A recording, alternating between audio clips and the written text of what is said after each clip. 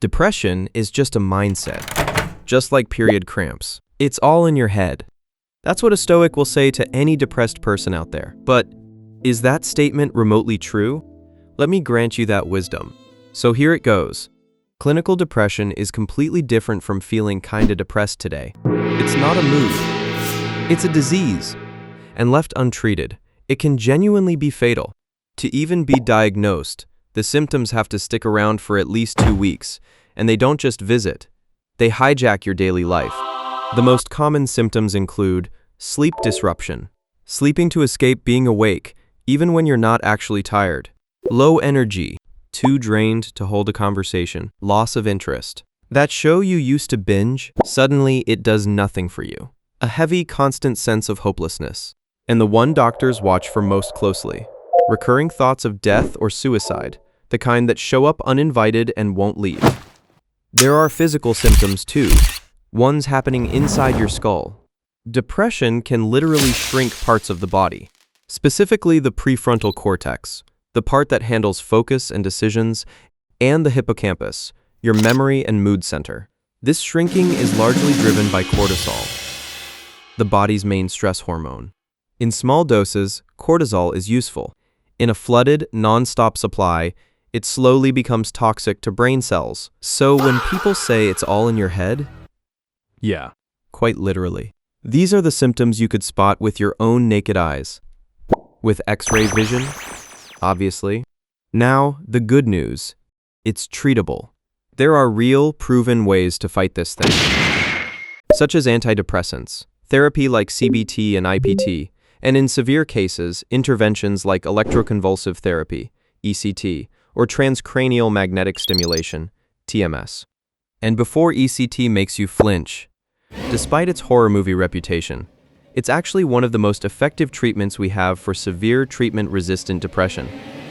But what's actually causing all of this in the first place? Ask Gen Z, and the answers come fast. No success in the career. Those fake child millionaires online, sleep deprivation, hustle culture, financial uncertainty, or just the world inching toward its own ending, with a new war breaking out every other week. This stuff can genuinely be depressing for a child. Like, imagine it's finally your turn to shine, and the whole stage decides to collapse. Just think about how unlucky you gotta be. Sorry, my depression leaked. Where was I? Right? Depression is just a mindset. You just need to get over it. If someone actually thinks that way, they're incredibly dumb, because those things up there, those are triggers. The real cause is messier. It's a tangled mix of genetics, brain chemistry, and whatever life is currently throwing at you. Depression is like a broken arm. You can't just get over a broken arm. It needs medical attention. And here's the part nobody tells you. According to the World Health Organization, around 5.7% of adults live with depression. That's roughly 332 million people worldwide. It's also about 1.5 times more common in women than in men. So no, this is definitely not a solo war.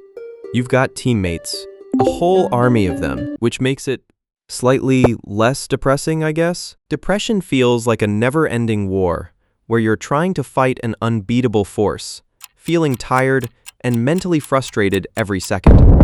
Just become an empath for a second and think how they must feel instead of making fun of it. So when you meet someone fighting this battle, here's what actually helps. Don't try to fix them. Just listen. You're not a repairman. You're a teammate. Kill the phrases like others have it worse or just stay positive. That's not motivation. That's a mute button. And if they bring up suicide, don't panic. Don't judge. Don't change the subject. Take it seriously. Stay with them and help them reach a professional. A random "you good" text costs you nothing and means more than you think. And if they pull away, don't take it personally. That's the disease talking, not them.